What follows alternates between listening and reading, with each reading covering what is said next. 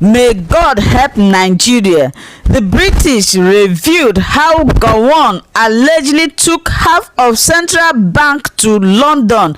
Reviewed as UK Parliament discussed corruption, EndSARS and means deliberation on sanctions to save Nigeria. Have you people seen this? Have you people seen how they have been looting our money? Our money, a whole half of Central Bank money to England, to British, to develop other people's country, while our own country, our own people remain poor. Our own people continue to suffer. You know, yesterday the British Parliament debated over the sanctions that is given to Nigeria because of Lekki Toll Gate shooting, and in this deliberation, one of them reviewed how Gowon packed half of Nigeria money to British. You can imagine that. You can imagine that, my people. But money in their country bank, other businesses in Nigeria, these people are controlling. Please, Nigeria need good leadership. Also, God help Nigeria. Now, wow, is now that they have discovered or known that Gowon took half of Central Bank money to their country, are they going to refund us back our money? Or they are just speaking?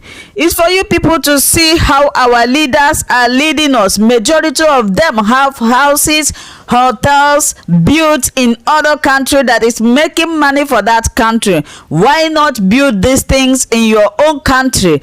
If Nigeria develop, will it be a cause to the leaders? If good things happens in Nigeria, will it be a problem? They knew this since. Why are they speaking out now? Why are they revealing it now? Because their nyash is open. Because the whole world have known what is going on. My question is, they should give us back the money since they have discovered that it is Central Bank money that Gowon looted to their country. I will allow you to watch the video, listen to them closely, come to my comment section and tell me what you think. This is a very shameful and disgraceful of our so-called leader. Honestly speaking, Nigeria is a bad name. Nigeria is a disease. That name don't need to be mentioned anywhere. Anywhere you call Nigeria, they are being symbolized with bad things. If it is your first time, welcome. Please, I beg you to click on that red button that says subscribe, and you turn on your notification bell. Leave your comment in this video. Your comment is really important. This was the debate they had yesterday night, and they deliberated about many things. If you have not watched the first one I did, maybe you go down and watch it so that you will understand the second one. Until I meet you again in my next video, I said bye bye. What we're seeing in Nigeria today is part of that story. It's a tragedy that we are watching. It's a tragedy that we are all witnessing, because as we see things falling apart, the pressure this time is not foreign colonialism, forgive me. The pressure instead is corruption and violence and attempts at control. And that's why I totally agree with my honourable friend, the member for Edmonton. We need to call out the corruption. We need to use the powers that we have in this country to stop those who are profiting from the wealth of that great nation and hiding it here. Now, some people will remember when General Gowon left Nigeria with half the central bank, so it is said, and moved to London. We know that today, even now, in this great city of ours, there are, sadly, some people who have taken from the Nigerian people and hidden their ill-gotten gains here. We know that our banks, sadly, have been used for that profit and for that illegal transfer of assets. And that means that the UK is in an almost unique position in being able to actually do something to really exert pressure on those who have robbed the Nigerian people.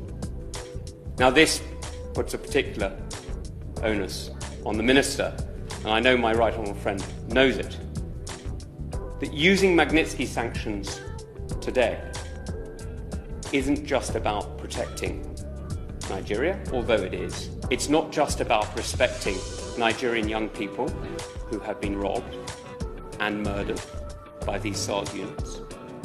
It's actually about protecting the United Kingdom, because what happens in Nigeria matters fundamentally to us here. This is the third country of the Commonwealth. This is a country of 200 million people. It is going to be the great economic powerhouse of Africa and one of the great economic powerhouses of the world. This is a country whose wealth, not just in the oil off the river state, but in the imagination and creativity of its people, is witnessed every day in Nollywood, and perhaps more my style, at the great University of Jos. This is a country that gives so much to the world already, despite the fact that it is ill-governed, brutalised and robbed. Just imagine what it could give if the Plateau State wasn't a scene of conflict and anti-SARS movements, but instead was the global centre of learning that it really, truly could be, and indeed was up until the 1960s. So look, this is an opportunity for the UK to do something real, not just in the interest of Nigerians, though it would be, not just in the interest of Africans, though it would be that too, but fundamentally in the interests of the British people. This is a moment when these petitioners have got it absolutely right. They are not just arguing for the rights of young Nigerians who are claiming their own rights. They are arguing for the rights of Democrats, of free people, and of honourable people everywhere. And I hope that my right honourable friend and her colleague, the Secretary of State, will listen, will look at the sanctions regime and choose very carefully where they apply. Our solidarity, demonstrate it by identifying and targeting those that we know are responsible for terrible violence and abuses that the activists have faced.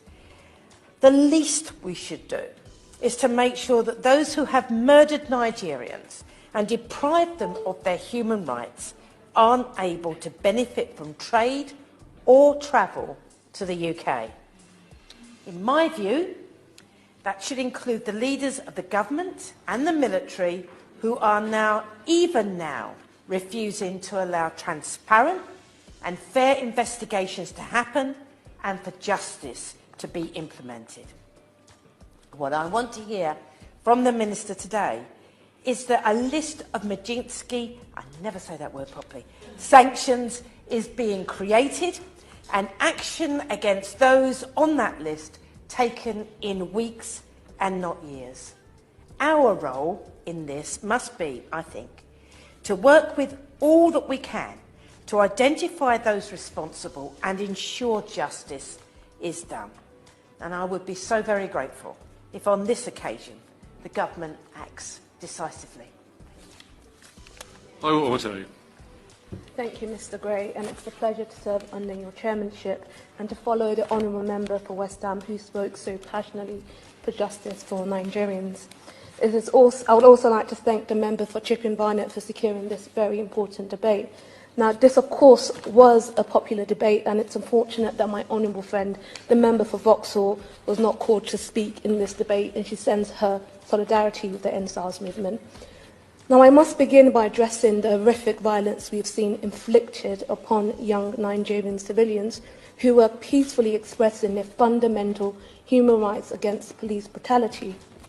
As seen on media platforms, armed military officers discharge live ammunition at these peaceful protesters, injuring and killing them. It is, however, unfortunate that as of today, both federal and state government in Nigeria have issued conflicting statements on the event that occurred at the Lekki tollgate. This has left us with a series of yet still unanswered questions. Who exactly ordered the military to shoot live ammunition in a civilian territory? Why were bank accounts of some individuals who partook in the protest frozen? Mr. Chairman, if a democratic country deprives its people of their aspiration, livelihoods and voices, strips its people from their loved ones, forces them into hiding and instills fear of retribution through violent attack on free speech, then that country can only be a dictatorship disguised as a democracy. Is Nigeria a dictatorship? Now, having now asked this question, I leave the Nigerian public to decide that for themselves. I must now address the question of sanctions, which is what we are here to discuss. If we can ensure that these sanctions will not negatively impact civilians, whether directly or indirectly, then I do support a travel ban and asset seizure sanctions on individual officials found responsible. Now, while discussing sanctions is crucial to determining how we as a nation will respond to the violence recently culminating in the End SARS movement, it can only be the tip of the iceberg. We must use our platforms to hold the Nigerian government accountable through more than just sanctions. We must do the right thing by the people in Nigeria protesting for their own human rights and ask the questions they've given us the platform to ask, which is, what role did the Nigerian government as a whole play in these attacks? Will there be an independent investigation into the over 100 cases of torture, rape, extrajudicial execution throughout the End SARS protests? The reason the world knows about the violent attacks on Nigerian protesters is because civilians on the Lekki Tollgate massacre bravely risked their own lives to post these videos on social media. Only a few Nigerian news outlets even reported these stories, and they were all subsequently fined before the Nigerian government denied the attack's existence and began silencing reporters. Agencies and individuals have since blamed one another.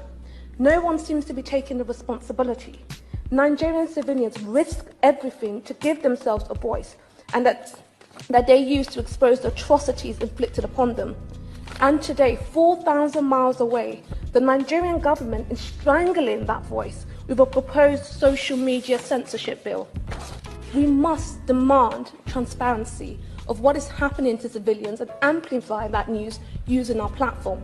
We must continue to seek clarity on what happened on October the 20th, when power was cut from the Lekki Tollgate and SARS police forces began spraying protesters gathering there with bullets.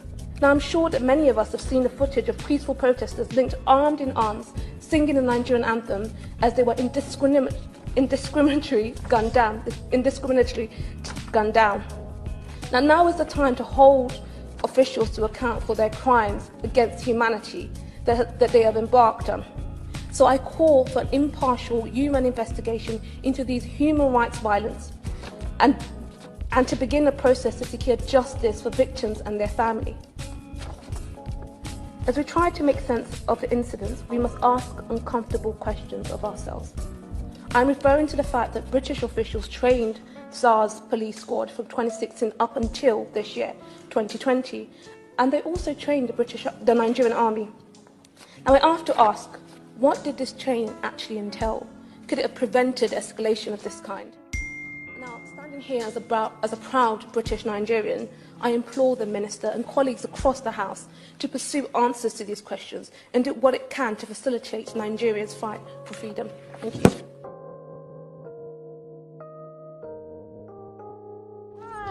Welcome to my channel. If this is your first time or first day of coming across my YouTube channel or seeing my face, you are highly welcome. Please willkommen to meine Kanal. Mein Name is Linda Chukwuezi. It comes as Miguel. That red button that says subscribe, and you turn on the notification bell so that you'll be able to get information on the. Bis zum nächsten Video und einen schönen Tag. Tschüss. Tschüss. Bis man subscribe to Linda's TV show. What are you waiting for?